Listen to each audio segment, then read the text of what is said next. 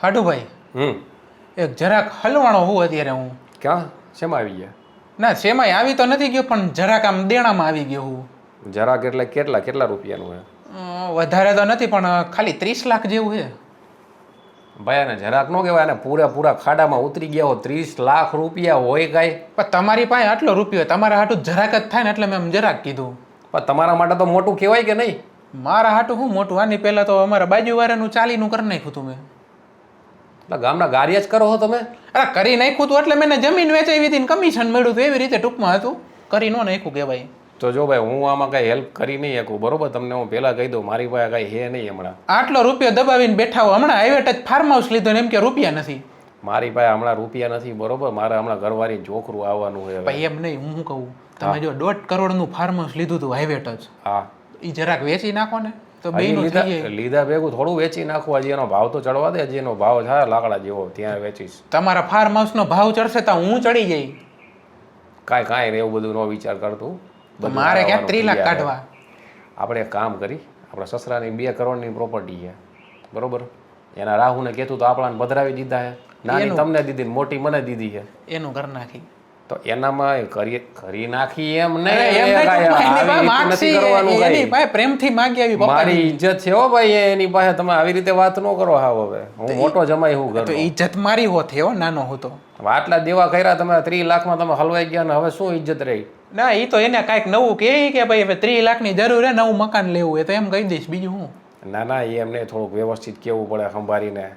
એને આપણે કહીએ કે તમારી દીકરીઓ માટે તો કાંઈક કરો કે નહીં, કાંઈ કર્યું કે નહીં, ગડે ગડ પણ થયા આવી રીતે કાંઈક સ્કીમ બીમ આપી તો એના મકાનનું કંઈક કરે ને આપણાને કાંઈક દે ને, એ જે ભાગો પાડે ને એમાંથી તમારું ઘર નાખી, સમજ્યા?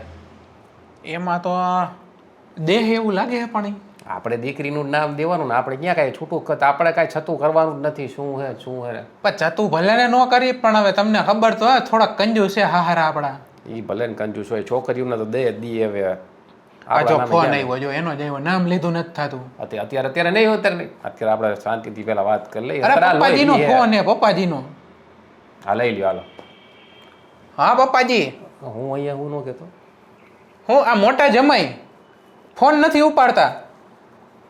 ના એને કદાચ રસ ને રસ લેવા ગયા હશે હમણાં, એને લગભગ મહેમાન આવવાના હતા ને એમ કહેતા હતા. એ હમણાં મારી વાત થાય ને એટલે હું કહી દઈશ, હાલો ને. ના ના, હવે તમારામાં રસ નો એમ નથી કહેતો, એમ કહું કે એ રસ લેવા ગયા હશે મહેમાન હાટું, એ હમણાં કરું. આ રાખું, હાલો હું કામમાં વા. એ આમ જ પત્તા ઠોકે એટલે તને કહું ફોન ન ઉપાડ. ફોન અત્યારે તો ઉપાડવાનું, વળી પૈસા માગવા ટાણે એમ કે ફોન ઉપાડતા નથી ને પૈસા માગવા તો તમને ઓલો કઈક ચેન તો આપ્યો તો, ઓલો મોટો ડગરા જેવો.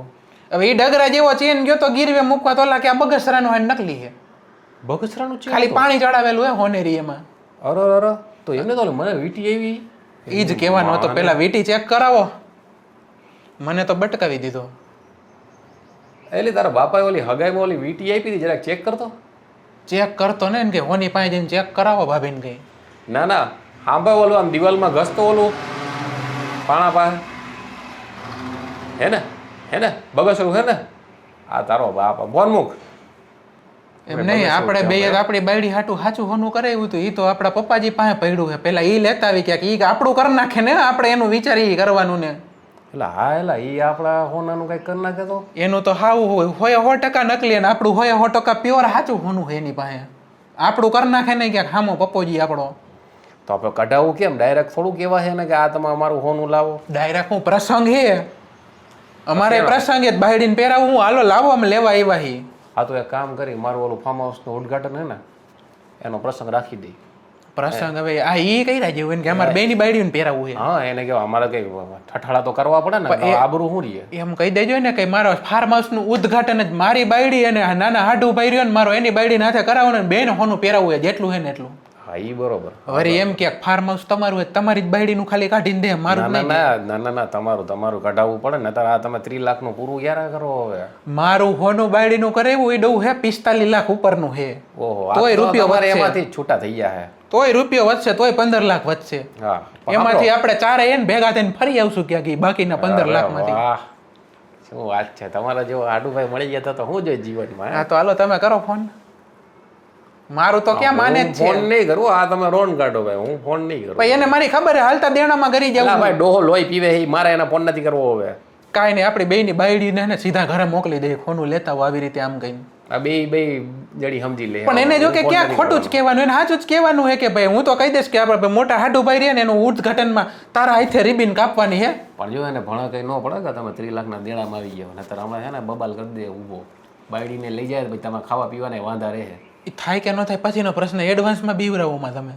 આ તો તમને વાત કરું છું પછી હું એને ચોખ્ખીને ચટ વાત કરીશ મોટા હાડુભાઈનું ફાર્મ હાઉસનું ઉદ્ઘાટન ને તારા અને ભાભીના હાથે કરવાનું હોય ને તમારે બધું હોનું પહેરવાનું હોય જેટલું હોય એટલું. હા બસ બીજું કાંઈ આપણે કાંઈ છતું નથી કરવા. એટલે પિયર જઈને લેતા હોય બે આપણે એમ ગોળી પાઈ દઈને બેને એકારે મોકલી દઈએ. હા બસ લાગી જાય ને તો પછી જોજો ધ્યાન રાખજો. એક રીતે એક શાંતિ છે આપણે શું કે આ બે બેનું હારે આપણા બેના લગ્ન થયા એની શાંતિ છે બેને એક હારે જઈને મોકલી ગઈ તો ઓલો હોનું કાઢીને દે. એ તો કે બે બહેનોને ભળે અમુકને તો ભળતું ન હોય તો આપણે તો હાવ હલવાઈ જાય. આપણે બે એકબીજાના બાર બીવડી ભીગતા હોય નકર બે બેનું હામ હામ એકબીજાનું કરી નાખે આમાં. હા એ વાત સાચી.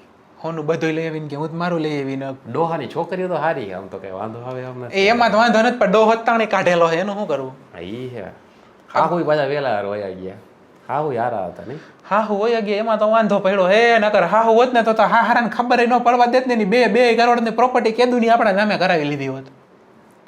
તમે આવું બધું વિચારો એમ નહીં આ તો આપણા સાસુ આપણું બહુ વિચારે એમ સારું વિચારે ને જમાઈ નહોતો હવે આ તો સારું વિચારે એમ જ નથી. એ વાત સાચી. હાલો તો ઘરે તો હાલો ઘર ભેગા થાય તો બાયડી જાય. હાલો